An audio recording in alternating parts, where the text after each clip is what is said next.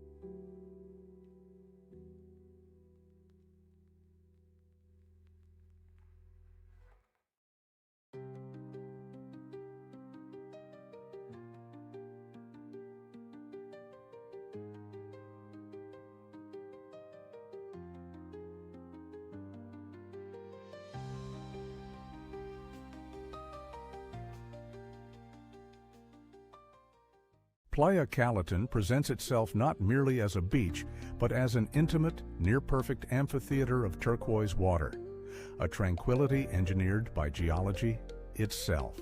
The cove is cradled by an ancient fossilized coral reef, a formidable limestone barrier sculpted over countless millennia that now patiently absorbs and dissipates the raw energy of the open Atlantic.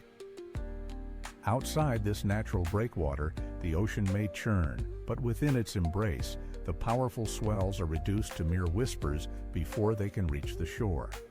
As a protected jewel within the Laguna Grigri Natural Monument, this unique geological formation creates a vast, placid swimming pool of extraordinary clarity. Here, the sensory experience is unique as cool freshwater springs, filtered through the limestone, seep from the surrounding rock to subtly mingle with the warm, buoyant Caribbean salt. The result is a remarkably placid and sheltered ecosystem, a true sanctuary for both the delicate marine life that thrives in its calm depths and for the quiet human observer seeking refuge. One can spend hours simply gazing at the layers of time etched into the porous, honeycombed rock, a silent testament to the eons of biological and geological history. It is a profound reminder that the world's most serene and inviting places are often the result of immense, slow-moving power, a patient dialogue between land and sea, written over millennia and preserved for a fleeting, peaceful moment.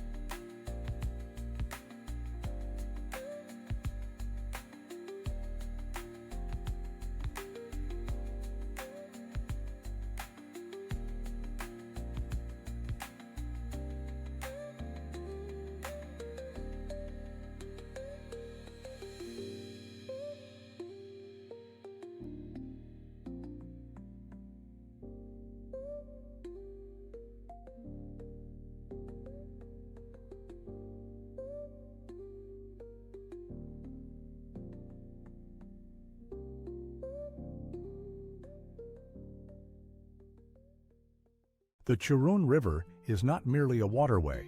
It is the primary artery into the lost world of Ollantaytambo, a liquid chronicle carved through deep time.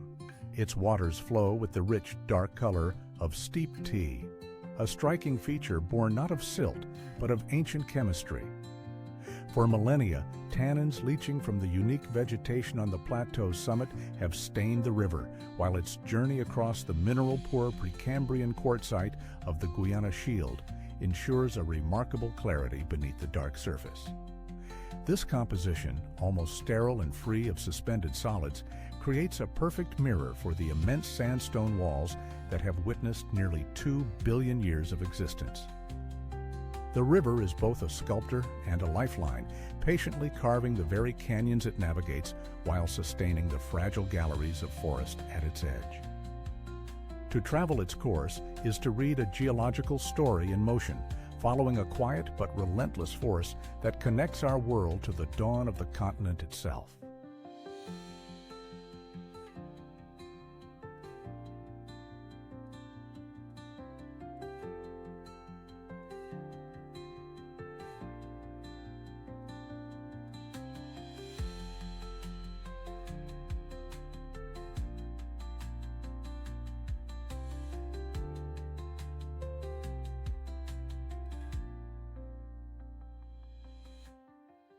To truly comprehend Canaima is to think in geological time.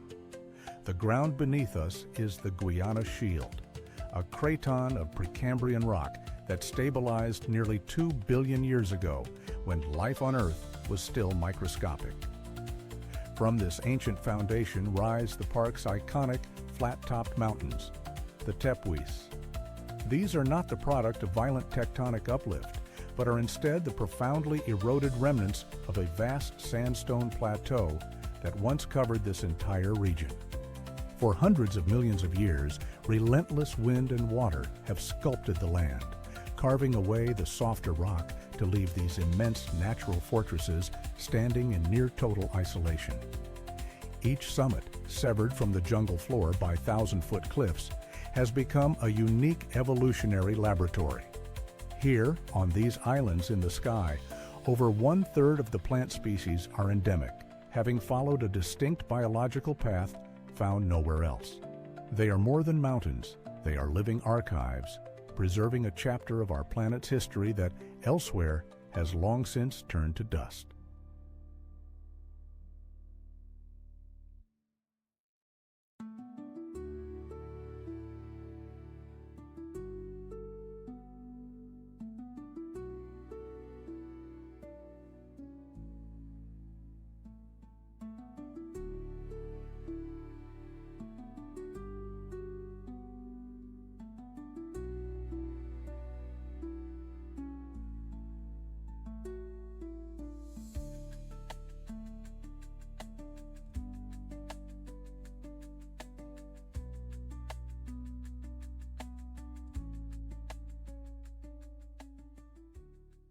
To walk the streets of Santo Domingo's Zona Colonial is to feel the profound weight of beginnings, a tangible history etched into every stone. This isn't simply an old city, it is the original blueprint. After a hurricane devastated the initial settlement, Governor Nicolás de Ovando rebuilt it in 1502, imposing a revolutionary grid plan, a rigid, rational design that became the template for colonial cities from Havana to Cartagena. The very walls breathe this legacy, constructed from a distinctive coral limestone, or piedra corallina, rich with the faint outlines of fossilized shells. This material was used to erect the first cathedral, the first university, and the first hospital in the Americas, each a declaration of permanence. You can still trace Ovando's deliberate order, meant to project European control onto a new world. Yet today, that formal structure serves as a vessel for a vibrant, irrepressible Dominican life, where the formal colonial past engages in a constant, lively dialogue with the Caribbean present.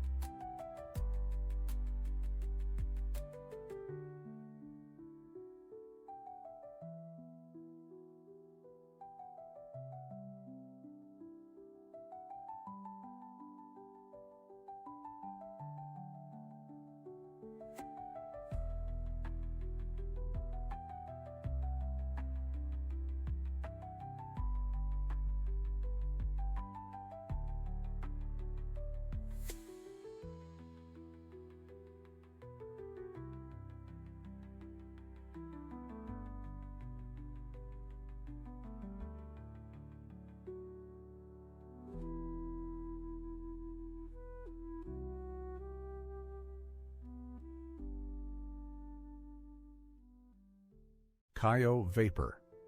The name, given by Spanish cartographers some 400 years ago, was a literal one, the key of steam. They mistook its signature morning mists for simple sea fog, but the truth is far more geologically profound. The island breathes. From over 200 small fumarolic vents scattered across its limestone bedrock, a constant low-temperature vapor rises, rich in dissolved silicates. This is what gives the island its ethereal, almost unearthly quality. Over centuries, these minerals have deposited a microscopic, opalescent layer upon every surface. The leaves of the endemic ironwood trees, the volcanic stones along the shore. In the low angle of the dawn light, the entire landscape shimmers as if coated in a fine layer of pearl dust. It's a remarkable, self-perpetuating cycle. The very process that gives Cayo vapor its name is also what preserves it, encasing the island in a delicate geological armor against the slow erosions of time.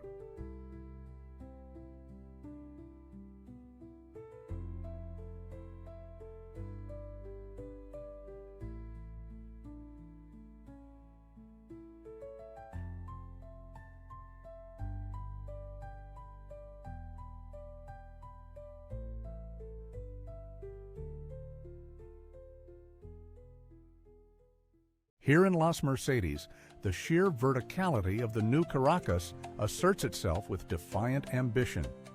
Gleaming towers of steel and glass pierce the Caribbean sky, housing financial headquarters and some of South America's most innovative restaurants. Yet to understand this district is to look beneath the polished surface. This was never conceived as a commercial hub. It began as the Hacienda Las Mercedes, its land later subdivided in the 1950s into a tranquil, low-rise residential suburb. The original orderly grid of streets, once lined with single-family quintas, now serves as the blueprint for this relentless upward growth. Each new skyscraper, each exclusive boutique, is a new layer of text written upon an older page. It stands as a testament not to erasure, but to a complex, often turbulent, urban evolution. A city's living chronicle of reinvention, where the foundations of one era become the launchpad for the next.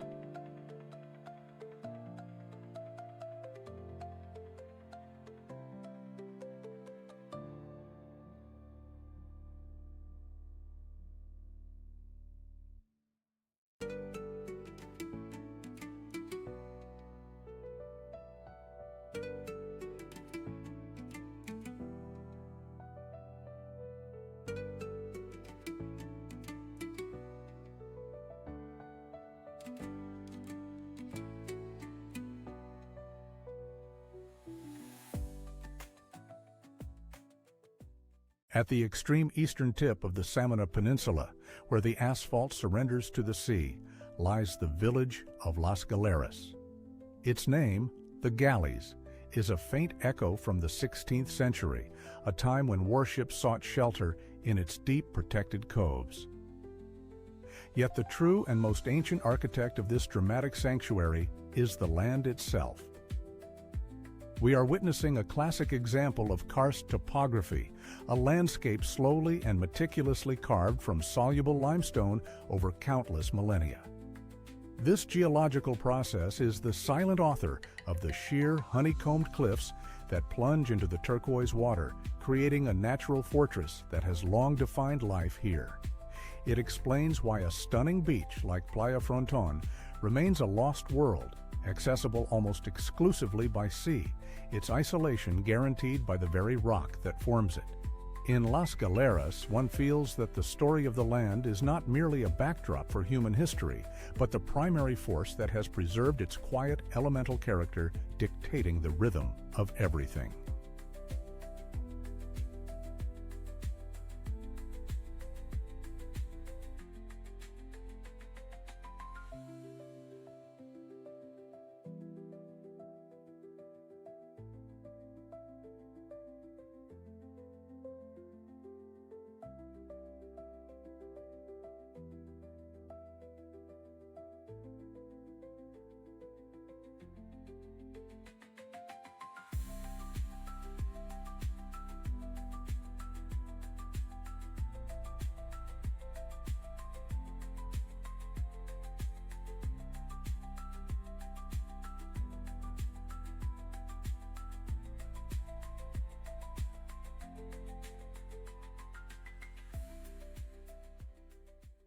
while many know Isla Margarita as the Pearl of the Caribbean, a name earned from centuries of oyster harvesting, its modern identity was forged not in the sea, but by a single decree. In 1974, the entire island was declared a duty-free port, a deliberate economic experiment transforming its towns into bustling commercial hubs where Venezuelan and international cultures collide. This unique status explains the curious juxtaposition one finds here. The quiet colonial forts of La Asunción, standing silent, watch over the vibrant mercantile energy of Porlamar. The flow of goods has created a rhythm of life distinct from the mainland, a self-contained world operating on its own terms. It is a testament to how a strategic decision made decades ago can shape not just an economy, but the very character of a place, embedding a spirit of commerce and resilience into the island's soul, as enduring as the trade winds that sweep across its arid western peninsula.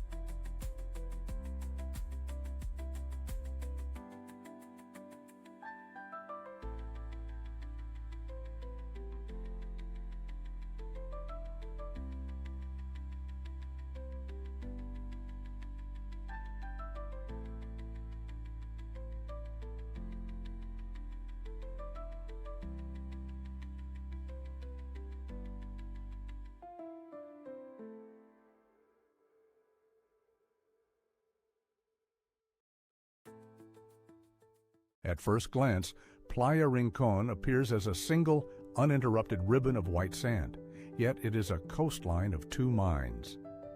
To the west, the sheltered bay offers placid turquoise water, while the eastern end meets the more vigorous pulse of the open Atlantic. The key to this duality is not oceanic, but terrestrial. The Caño Frio, a freshwater artery that emerges from a dense mangrove forest to spill directly across the beach and into the sea. This constant cool influx creates a unique brackish ecosystem, a delicate negotiation between river and ocean that sustains both the tangled mangrove nurseries and the fragile coral gardens just offshore. Stretching for nearly 3 kilometers, the beach is therefore not merely a static edge, but a living, breathing boundary, a quiet testament to the complex geological past of the Samana Peninsula, which was itself once an island. It reveals how the world's most serene landscapes are often forged at the most dynamic.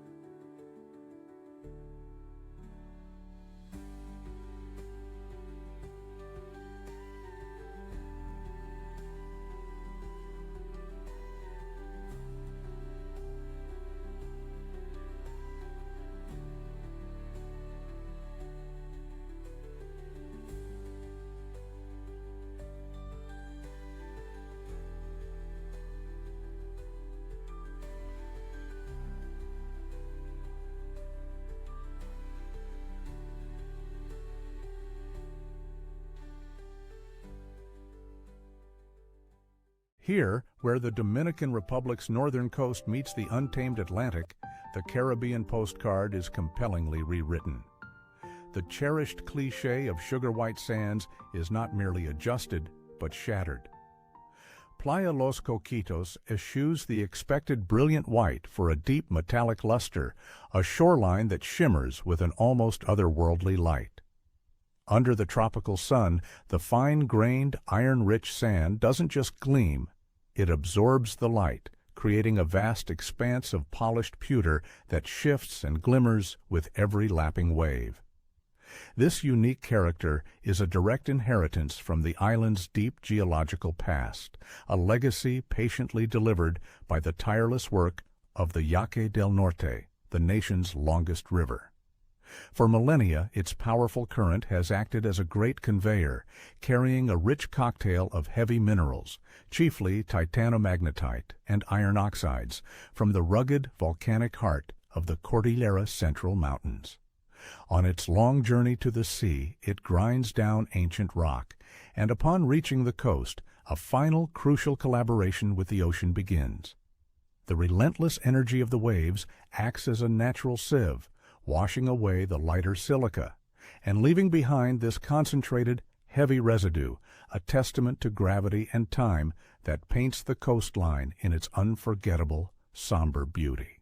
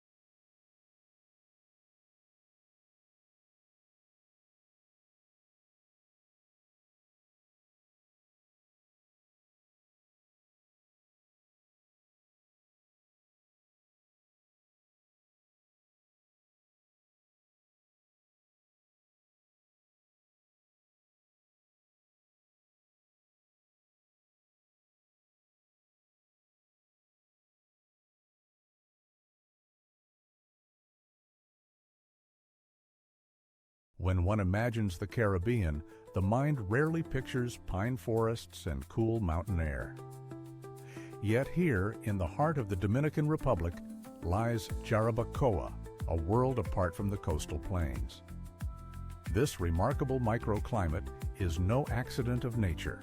It is the direct result of the Cordillera Central, the highest mountain range in the Antilles. This formidable geological spine, which culminates in Pico Duarte at over 3,000 meters, intercepts the trade winds, forcing their moisture into the clouds that feed the region's countless rivers. The Taíno people, the island's original inhabitants, understood this profoundly, naming this place Jarabacoa, the land of waters. Today, those same waters, like the powerful Yaque del Norte, carve their way through lush valleys, sustaining an ecosystem more akin to the Alps than the tropics. It is a testament to the island's immense diversity, a high-altitude sanctuary that has long served as a retreat and a vital agricultural heartland, proving that even on a single island, geography can write entirely different stories.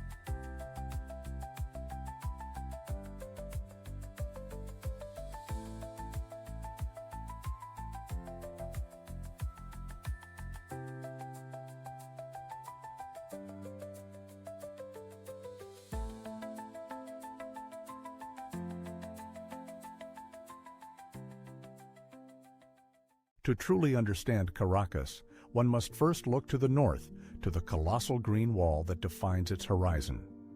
This is the Warrera Repano, the great mountain range in the language of the region's original inhabitants, though many know it by its colonial name, El Avila. Rising abruptly to nearly 9,000 feet, this coastal massif is more than a dramatic backdrop. It is the city's climatic engine.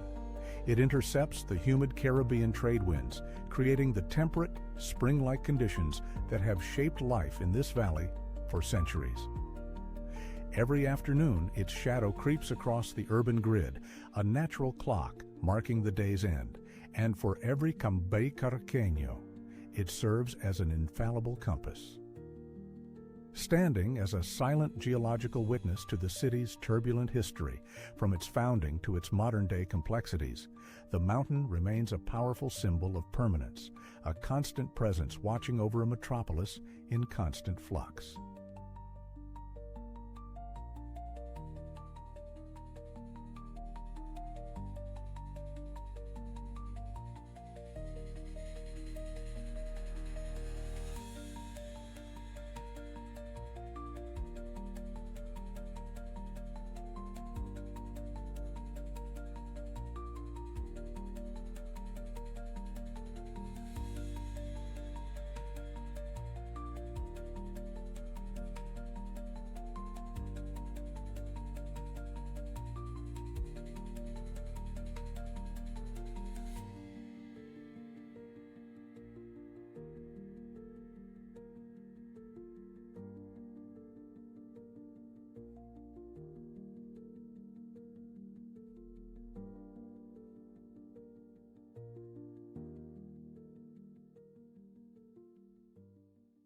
The northwestern coast of Hispaniola is guarded by a silhouette unlike any other in the Caribbean, El Morro de Montecristi. This is not a volcanic peak, but a vast block of uplifted Miocene-era coral reef, its fossilized layers telling a story millions of years in the making. It was this singular formation that caught the eye of Christopher Columbus in 1492, who saw in its camel-like profile a symbol of providence and named it the Mount of Christ. The mountain's immense rain shadow is the key to understanding this entire region, creating a landscape of stark contrasts. A sprawling dry forest, one of the most extensive in the Antilles, gives way to vast, shimmering salt pans that have been commercially harvested for more than 5 centuries. This arid pocket, a geological and climatic anomaly, fostered a different kind of history from the lush tropics that dominate the rest of the island. Here, the past isn't just buried, it's etched into the very rock, a testament to the powerful forces, both geological and human, that have shaped this singular corner of the world.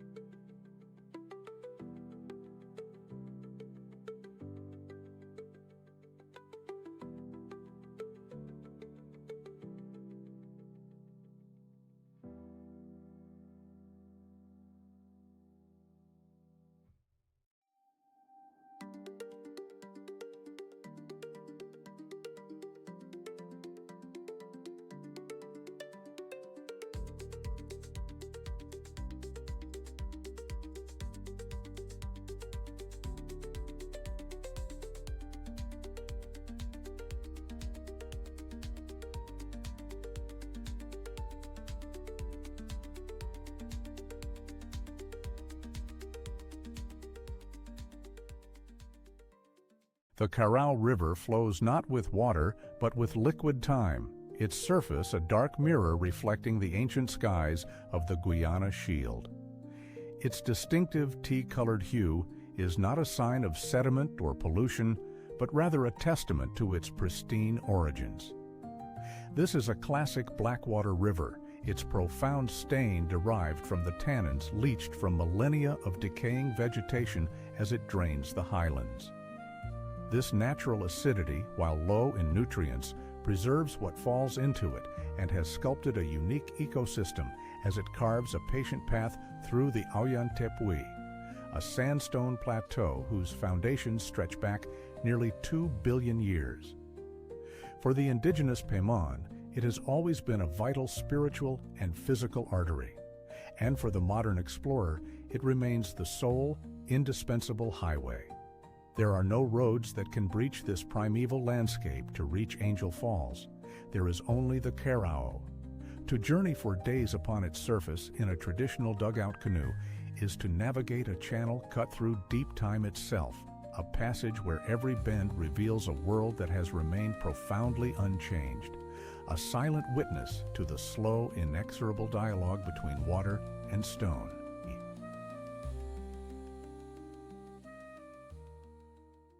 Here at Cayo de Agua, the Caribbean reveals one of its most elegant geological signatures, a slender isthmus of brilliant white sand, a natural bridge suspended between two distinct seas. This is not terrestrial sand, but biogenic sediment, the pulverized remains of countless generations of coral and mollusks meticulously deposited over millennia. It's a delicate balance, a line drawn by the patient hand of opposing currents that both build and threaten to reclaim it with every tide, creating a rare double-sided beach. But the cay's name, Water Cay, hints at an even greater secret hidden just beneath the surface. Freshwater wells, a profound anomaly in a coral archipelago born from the ocean. This place is a testament to the intricate, often invisible forces that sculpt our planet, a reminder that even the most idyllic landscapes are born from a constant dynamic interplay of creation and erosion, of salt water and the fresh water that sustains life.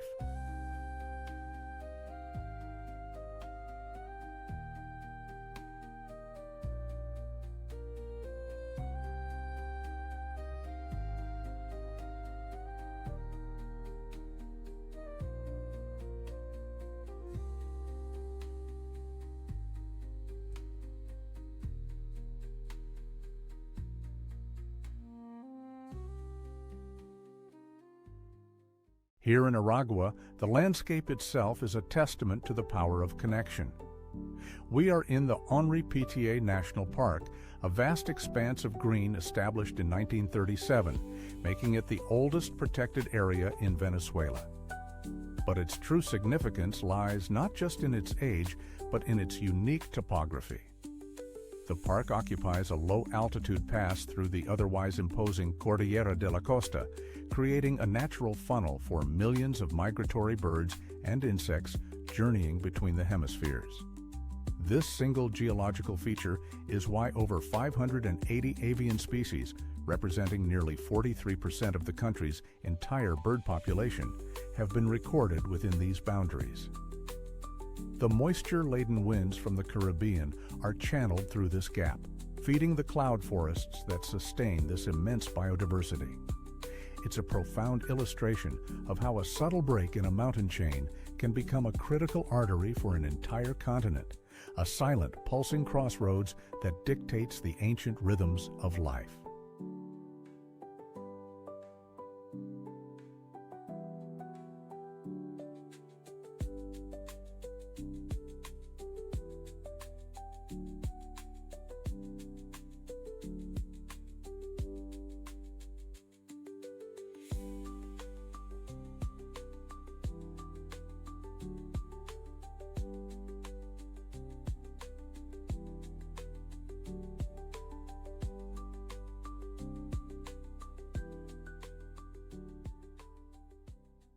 La Caobita, the Little Mahogany, is a name that whispers of a forgotten landscape, of dense forests that once stood where this arid coastline now meets the Caribbean.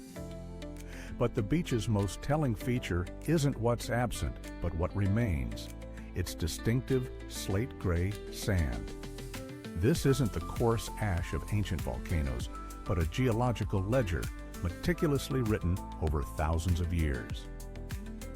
Each fine grain is a fragment of the Cordillera Central, Hispaniola's towering spine, carried for more than 150 kilometers by the patient work of rivers and finally deposited here in the calm, protected cradle of the Bay of Ocoa. This process creates a shoreline of profound tranquility, where the island's rugged, powerful interior is ground down into its softest, most serene expression. Here, you are not just standing on a beach. You are standing on the very substance of the island itself, a quiet testament to the immense patient power of water to carry mountains, grain by single grain, to the sea.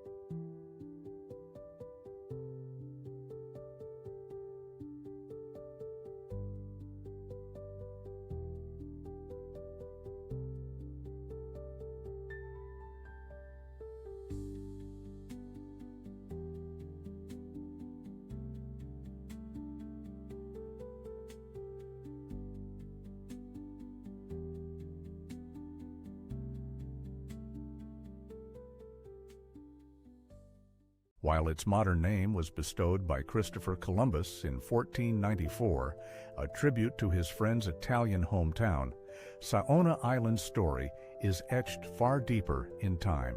Long before European sails appeared on the horizon, this was Atamane, a vital sanctuary for the Taino people. The island's very structure, a vast flat platform of porous limestone pushed up from the seabed over millennia, offered them refuge within its network of caves, a geological gift that became a key to their survival. This same foundation is the architect of the paradise we see today. The eroded limestone and coral remnants create the impossibly white sands while filtering the Caribbean Sea to its signature crystalline turquoise.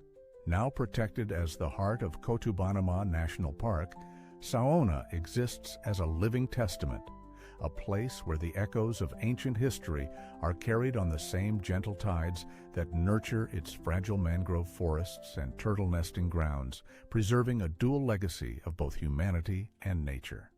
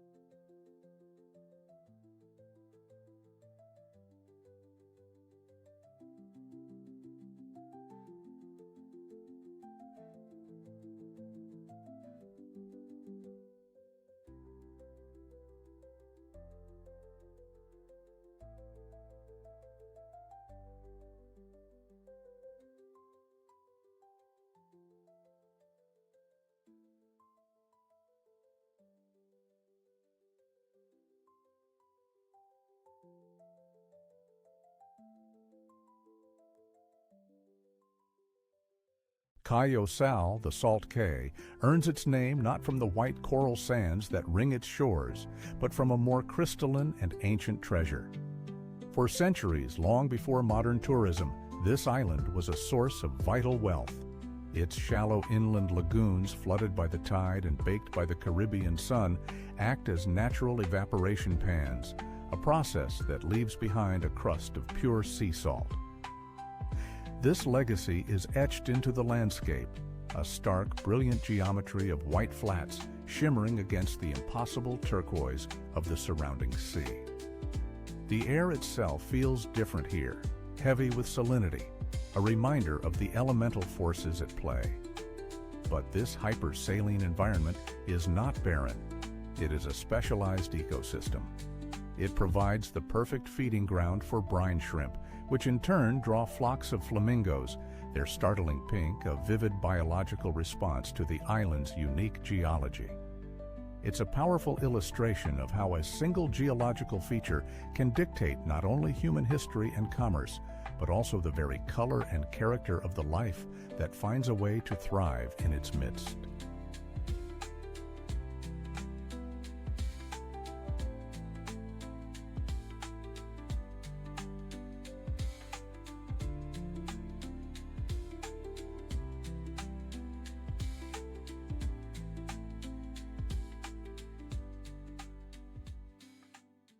The name Puerto Plata, the Silver Port, wasn't born from geology, but from a fleeting moment of perception.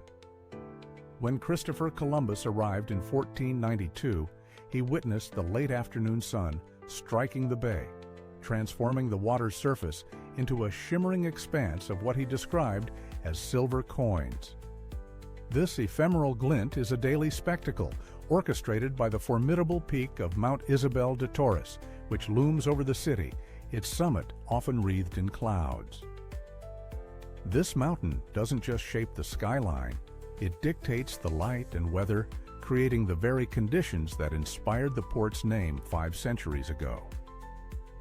It's a landscape defined by this duality, the transient illusion of silver on the water and the deep geological truth of the land itself.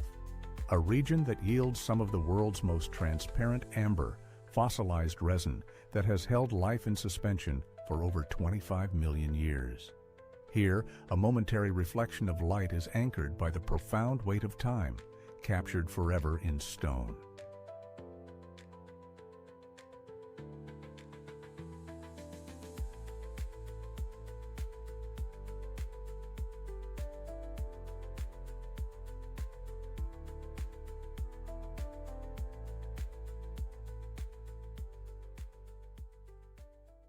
From the air, its name becomes clear.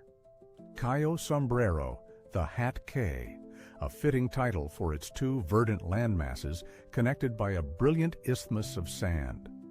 But the island's intimate geography tells a much older story, one written not in soil, but in life itself. This powder-fine sand is biogenic, a brilliant tapestry woven from millennia of coral skeletons and mollusk shells, pulverized by the gentle insistence of the Caribbean. The surrounding reef system, which has been protected as part of the Morocoy National Park since 1974, acts as both the island's architect and its guardian. It continuously contributes the raw material for these beaches, while simultaneously creating a placid lagoon whose waters are filtered to an almost impossible transparency.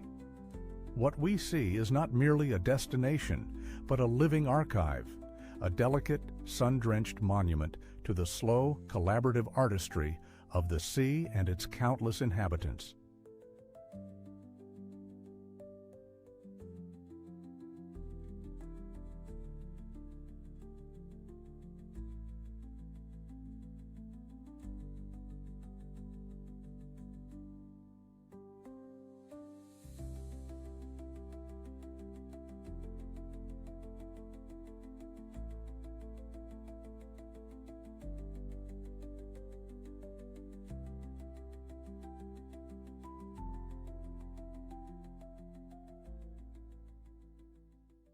This is the image of paradise sold to millions, a 32-kilometer stretch of coastline that defines the easternmost tip of the Dominican Republic.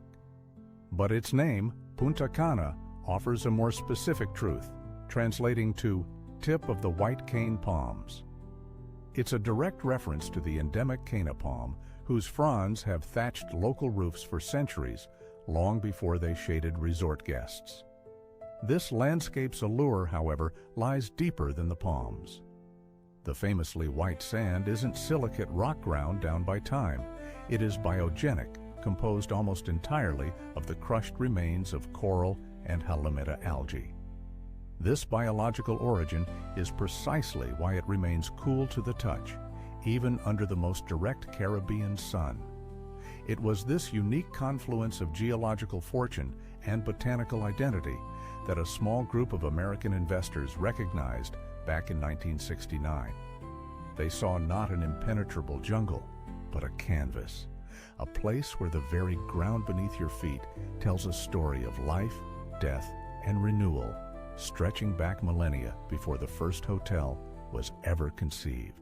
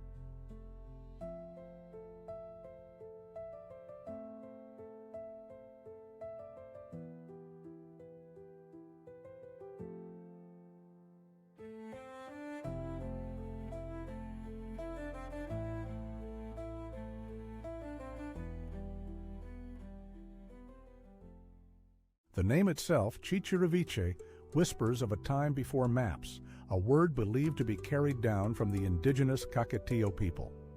It serves as the gateway to Morocoy National Park, a realm defined not by dramatic peaks, but by a subtle and persistent miracle of geology. The park's famous cais, Cayo Sombrero, Cayo Sal, Los Juanes, are not mere spits of sand. They are biogenic formations, painstakingly built over millennia. Each grain of brilliant white sand is a testament to life, the crushed remains of coral, mollusks, and countless marine organisms. This living foundation filters the Caribbean Sea into an impossible spectrum of turquoise and aquamarine, creating sheltered waters of profound tranquility. To stand on one of these quays is to stand not on land in the traditional sense, but on an immense, slow-growing archive of the ocean itself, a delicate testament to the power of the infinitesimal.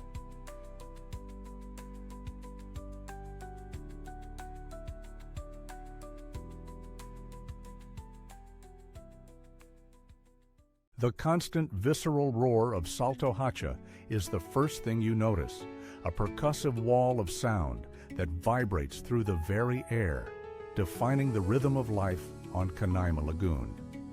But while that powerful sound commands immediate attention, it is the water itself that holds the deeper, more profound story. Its distinctive, almost surreal amber hue is not born of common silt or suspended clay, but from a far more ancient source, tannins. These are complex phenolic compounds patiently leached over countless centuries from the decaying leaves, roots, and rich organic matter of the highland forests. For millennia, this dark, clear water has been steeping like a primordial tea, an infusion carrying the very essence of the ancient Guiana shield. Every drop is imbued with the slow, patient history of decomposition, a concentrated memory of the jungle floor. This extraordinary alchemical process, unfolding over geological time, is what gives the lagoon its unique and contemplative character, where every dark ripple on its surface acts as a polished mirror, reflecting the towering 2-billion-year-old tepuis that stand as silent, sheer-sided sentinels on the distant horizon. Here, in this remarkable sacred, born in the high-altitude cloud forests of the Cordillera Central, the Nizao River begins a journey that is as much about geology as it is about geography. Its almost impossibly turquoise hue is not an illusion, but a direct result of its passage over rich limestone bedrock. A constant suspension of fine mineral particles scatters the sunlight, creating a liquid jewel that carves its way through the rugged landscape. For over 135 kilometers, this powerful current has sculpted canyons and nourished valleys. Its ancient energy now harnessed by vast hydroelectric projects that form the backbone of the nation's power grid. Here, the Nizao reveals its profound duality, a timeless geological artist still shaping the heart of the island, and a vital modern artery meticulously managed for human survival. It exists as a living testament to the delicate and often contentious balance between a wild force of nature and the civilization that depends upon it.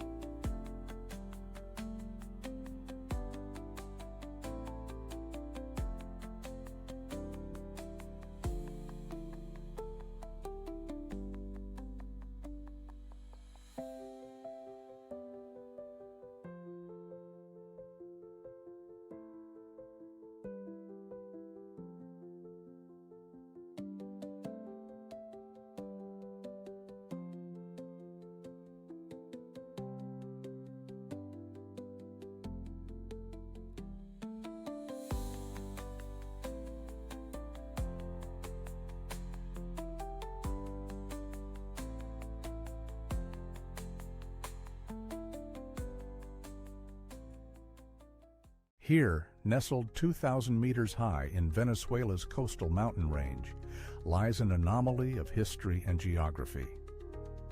In 1843, 389 settlers, recruited from the independent Grand Duchy of Baden in southern Germany, arrived to carve out a new existence.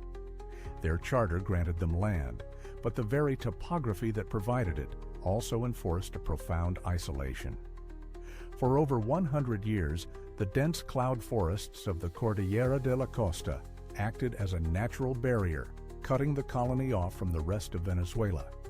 This seclusion became an unintended vessel of preservation. Within this green, mountainous crucible, their specific Badischer dialect, their half-timbered architectural traditions, and their agricultural practices were not just maintained. They were frozen in time, evolving on a separate track from their European origins. What we see today is more than a picturesque village. It's a living archive, a cultural island suspended in the Caribbean highlands, demonstrating how a community, when separated from the world, can become a near-perfect echo of its own past.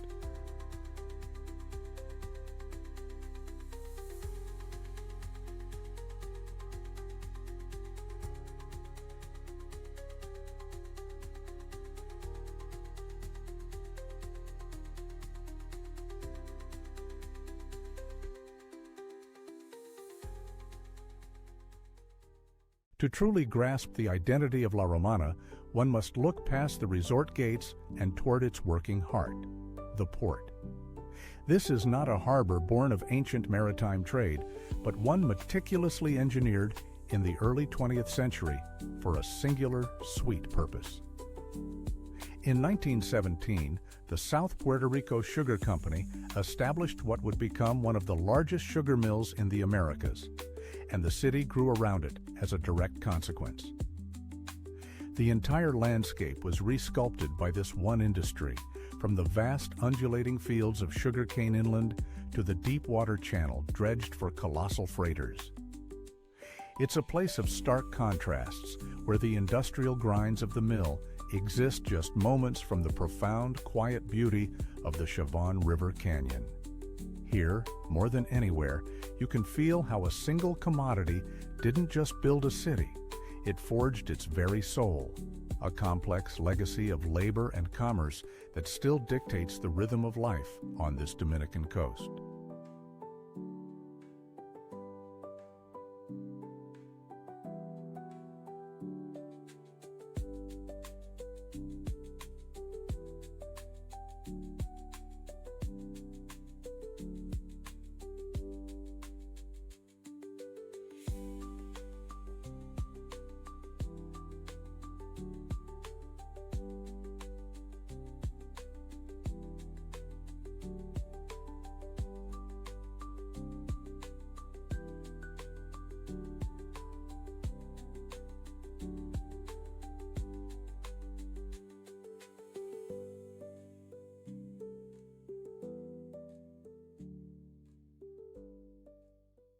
To the local Pemon people, this is Karapakupai Meru, the waterfall of the deepest place.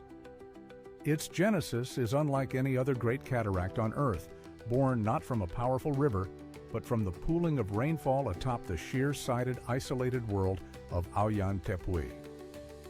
This sandstone mesa, a relic from a time when South America and Africa were one continent, channels the downpours of the tropics to a single precipice.